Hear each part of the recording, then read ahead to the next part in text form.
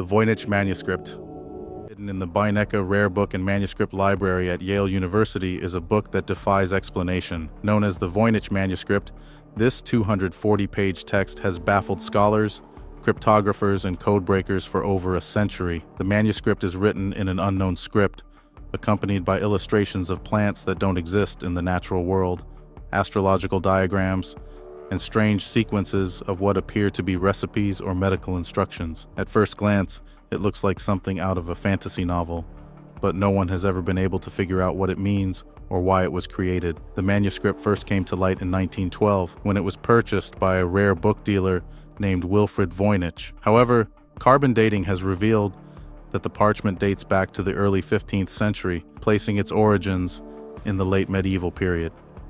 What makes this text so unusual isn't just the mysterious language it's written in, it's the fact that the language appears to have a consistent structure, as if it's real. Linguists who have studied the manuscript agree that the patterns of the text mimic natural languages, meaning it likely isn't random gibberish. But if that's true, then who wrote it? And more importantly, why? Many believe the manuscript was meant as a medical or herbal text. Some of the illustrations show plants that seem vaguely similar to real species, while others appear completely alien. One theory suggests that the manuscript is the work of a medieval doctor or alchemist, creating a coded guide to their research. However, there's no evidence to support this idea. None of the plants have been definitively identified, and the diagrams are so abstract that they don't align with any known medical practices from the time. Other theories are even more far-fetched. Some claim the manuscript is a hoax created by Voynich himself to sell the book for a higher price. While possible, this theory doesn't explain the carbon dating results, which place the manuscript's creation centuries before Voynich ever owned it. Another theory proposes that the text was written by someone suffering from a rare neurological disorder, creating an entirely unique language that only they could understand. Perhaps the most unsettling theory is the one that suggests the manuscript wasn't written by humans at all. The unnatural plants, cryptic symbols, and incomprehensible language have led some to speculate that the Voynich manuscript might be extraterrestrial in origin, a relic left behind by beings far beyond our understanding. While there's no evidence to support this idea, the thought alone is enough to send chills down your spine. When looking into this, I noticed some things that don't add up. For example, many of the claims surrounding the manuscript seem exaggerated. While it's true that no one has cracked the code, it's not for lack of trying. The CIA and the NSA both attempted to decipher the text, as did Alan Turing, the man who broke the Nazi Enigma code during World War II. None of them succeeded. Still, the lack of progress has led some skeptics to believe that the manuscript might simply be meaningless, an elaborate joke played on future generations. But here's where things get even stranger. In recent years, artificial intelligence has been used to analyze the Voynich manuscript. Programs designed to detect patterns in language have found that the text does seem to follow the rules of grammar and syntax, though it doesn't match any known language on Earth. This discovery has reignited the debate over its purpose, with some suggesting it's a forgotten language or even a cipher designed to obscure ancient knowledge. The truth is, no one really knows what the Voynich manuscript is, or if it will ever be deciphered. It sits, perfectly preserved, in a library, waiting for someone to unlock its secrets. As the years pass and technology advances, one question remains. Was this book meant to be understood, or was it created to keep its secrets hidden forever? Demon House. In 2011, a small rental home in Gary, Indiana, gained national attention for reasons no one could have anticipated. Latoya Ammons and her 3 children claimed they were living in a nightmare. It first started with small, unsettling incidents. Footsteps echoed from rooms no one was in, and shadowy figures appeared in the corners of their vision. But soon, the activity became impossible to ignore. Family members reported being physically attacked by unseen forces. The most chilling event involved LaToya's 12-year-old daughter, who was reportedly seen levitating above her bed during a sleepover. Witnesses were terrified, and one of them called a local priest for help. As the family sought answers, the case drew the attention of both the police and Child Protective Services. What makes this story so infamous isn't just the claims, it's the official reports. A Department of Child Services caseworker claimed that one of the children walked backward up a wall, flipped over, and landed on their feet. The worker described the event as something she couldn't explain, even in her written report. Other investigators corroborated that strange things happened in the house. Police described their electronics malfunctioning, battery-powered devices draining within minutes, and wet footprints that appeared on the floor even when no one had walked there. The priest who investigated the house conducted multiple blessings,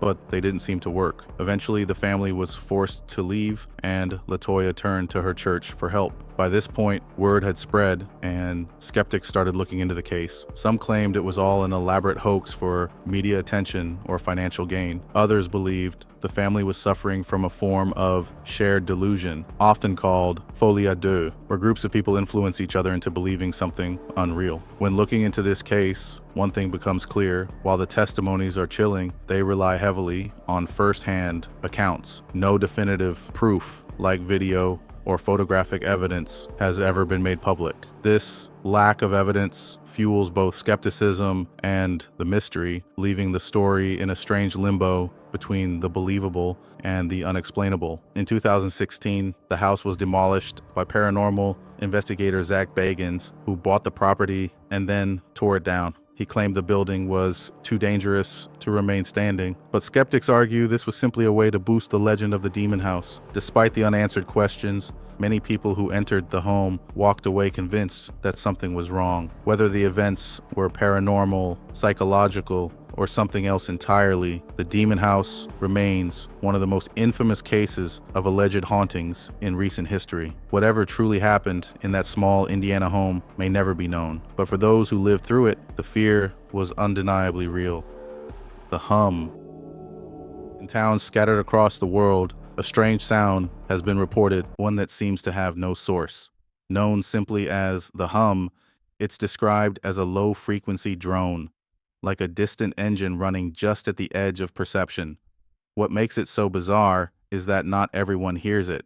In some areas, only a handful of people can detect it, while others hear nothing at all. Reports of the hum date back to the 1970s, though some claim the phenomenon has existed much longer. One of the most famous cases occurred in Taos, New Mexico, where in 1993, a group of residents filed complaints about the noise. They described it as a constant, invasive droning that wouldn't go away, no matter the time of day. Eventually, the complaints drew so much attention that Congress ordered an investigation. What happened next only deepened the mystery. Acoustic experts arrived with sensitive recording equipment designed to pick up frequencies far beyond what the human ear can detect. But despite their best efforts, they couldn't find anything. The equipment recorded silence, yet those affected by the hum insisted it was still there, as loud and persistent as ever. When researching this, I noticed that many theories about the hum try to explain it as something natural. Some scientists believe it could be caused by low-frequency sound waves from industrial equipment like gas pipelines or nearby factories. Others suggest it might be linked to geological activity, such as shifting tectonic plates producing vibrations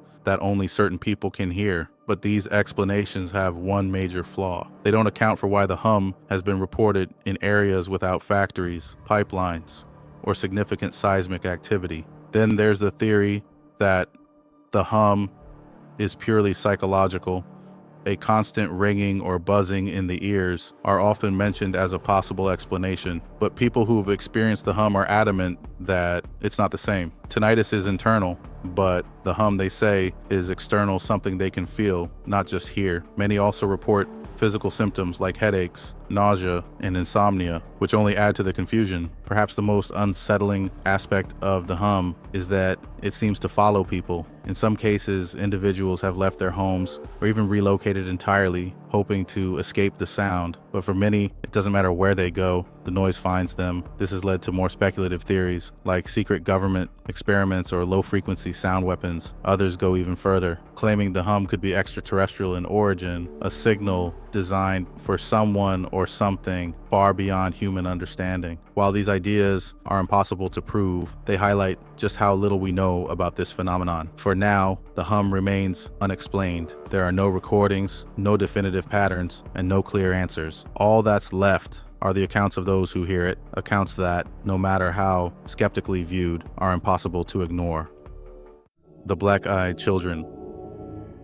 In the late 1990s, a man named Brian Bethel shared a chilling story online. He claimed that one evening, while sitting in his car in Abilene, Texas, two children approached him, asking for a ride. At first glance, they seemed normal, but something about them felt off. Their pale skin, monotone voices, and strange way of speaking set him on edge. But what truly terrified him was their eyes completely black, with no whites or irises. Since Bethel's story surfaced, reports of black-eyed children have come from across the world. Witnesses describe them as young, typically between the ages of 6 and 16, often wearing outdated clothing and speaking in an oddly formal manner. They are almost always encountered in pairs and seem to operate under the same pattern. They knock on doors late at night or approach cars, asking for permission to come inside. Witnesses often describe an overwhelming sense of dread, even before realizing their eyes are pitch black. When researching this phenomenon, I found something strange. Most reports are anecdotal,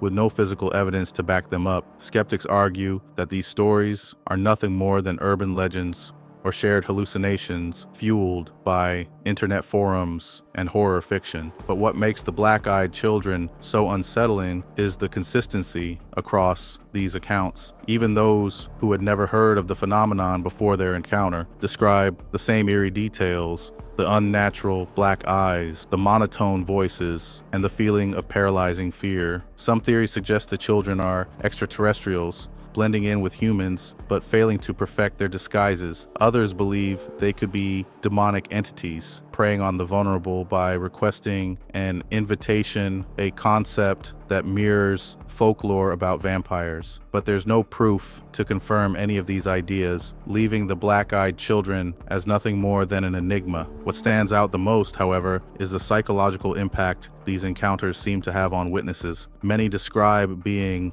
unable to sleep for days, haunted by the memory of those dark, empty eyes. Some even report recurring nightmares or a lingering sense of unease, as if the encounter marked them in some way. It's easy to dismiss these stories as hoaxes or overactive imaginations. After all, there are no photos, no video recordings, and no tangible evidence. But the question remains, why would so many people from different places and backgrounds describe the same thing? And if they are real, what do the Black-Eyed Children want? For now, these questions remain unanswered, leaving only the haunting accounts of those who claim to have met them. Whether they are urban legend or something far more sinister, the Black-Eyed Children are a reminder that some mysteries are better left unsolved. The Dyatlov Pass Incident. In January 1959, 9 experienced hikers ventured into the Ural Mountains in Soviet Russia, led by 23-year-old Igor Dyatlov. Their goal was to reach Mount Otorten, a trek that was supposed to be challenging but manageable for the group with their expertise. Yet, weeks later, search teams found their campsite in ruins, and the group's bodies scattered across the snow. What they uncovered has remained one of the most chilling and unexplained mysteries of modern times. When rescuers arrived, they found the hikers' tent torn open from the inside. Their belongings, including warm clothing and boots, were still inside. It seemed the group had fled into the wilderness in a state of panic, some barefoot, others in only socks. Despite temperatures plummeting below zero, as they searched the area, they began recovering the bodies. Some were found under shallow snow near the forest, while others were discovered months later, partially buried in a ravine. At first, investigators thought hypothermia was the cause of death, but as they examined the remains, they uncovered disturbing details. Several hikers had sustained severe internal injuries, fractured ribs and skulls with a force likened to a car crash, yet their bodies showed no external wounds to match the trauma. One woman's tongue was missing, and 2 hikers' eyes were gone, though experts suggested scavenging animals may have caused this after death. Adding to the mystery, traces of radiation were found on some of their clothing. The levels weren't high enough to be lethal, but were unusual enough to raise questions. Stranger still, witnesses in nearby towns reported seeing bright orange orbs in the sky on the night of the hikers' deaths. Theories about what happened at Dyatlov Pass are as varied as they are unsettling. Some believe the group was caught in a military experiment, such as weapons testing, given the region's history with classified projects. Others suggest a small slab avalanche might explain why they fled the tent in a panic, but this theory doesn't fully account for the injuries, the radiation, or the lack of typical avalanche signs at the scene. When researching this, one detail stood out. Much of the evidence has either been lost or remains classified. Some files from the original investigation reportedly vanished, and the families of the hikers were given conflicting explanations about what happened. This has fueled suspicions of a cover-up, though it's impossible to say for certain if that's true. What happened on that mountain in 1959? Were the hikers victims of natural forces they couldn't escape, or did they stumble into something far more sinister? More than 60 years later, these questions remain unanswered. The Dyatlov Pass incident serves as a haunting reminder that sometimes the wilderness holds secrets we may never fully understand. The Toxic Lady. In February 1994, Gloria Ramirez was rushed to Riverside General Hospital in California, suffering from advanced cervical cancer. She had difficulty breathing, and her blood pressure was plummeting. But what happened during her treatment has earned her the nickname the Toxic Lady and left medical professionals and scientists baffled for decades. As the emergency room staff began treating Gloria, they noticed something strange. Her skin appeared oily, and her body emitted a strong chemical smell described as similar to ammonia or fruit. When a nurse attempted to draw her blood, she noticed it contained unusual manila-colored particles floating in it. Moments later, the nurse fainted, followed by several other staff members in the ER. In total, 23 people in the hospital experienced symptoms, with 5 requiring hospitalization. The ER was evacuated, and hazmat teams were called to investigate. Gloria herself was declared dead that evening, but her body was placed in a sealed coffin, treated as a potential biohazard. The situation only grew stranger from there. When researchers examined the scene, they found no conclusive evidence of a chemical spill or airborne toxin. Early theories included mass hysteria, but this didn't explain the physical symptoms experienced by the staff, such as fainting, difficulty breathing, and even temporary paralysis in some cases. Skeptics dismissed these claims as exaggerated, but the consistency in the reports made them difficult to ignore. The most widely accepted theory involves dimethyl sulfoxide, or DMSO, a solvent often used as a home remedy for pain relief. It's believed Gloria may have applied DMSO to her skin, which then interacted with her medications and the oxygen she received in the ER, creating a deadly chemical reaction. One byproduct of this reaction, dimethyl sulfate, is highly toxic and can cause the symptoms described. However, this theory has never been fully proven, and many details remain unclear. When researching this case, I found gaps in the official explanations. For instance, while DMSO could account for the chemical smell and some of the symptoms, it doesn't fully explain why the effects were so severe or why they primarily impacted the ER staff. The lack of direct evidence leaves room for speculation and conspiracy. Some theorists suggest a cover-up, speculating that Gloria might have been exposed to experimental drugs or chemicals before arriving at the hospital. Others believe the hospital mishandled the case and used the DMSO explanation to deflect blame. Both ideas are difficult to verify, as critical pieces of evidence were reportedly destroyed or lost. What truly happened to Gloria Ramirez may never be fully understood. Her case remains one of the most bizarre medical mysteries ever recorded, raising questions not only about her death, but also about how much we still don't know about the interactions between chemicals, medications, and the human body. Whether she was the victim of a tragic accident or something far more sinister, Gloria Ramirez's story leaves an unsettling legacy, a reminder that the line between science and the unexplained is thinner than we'd like to believe.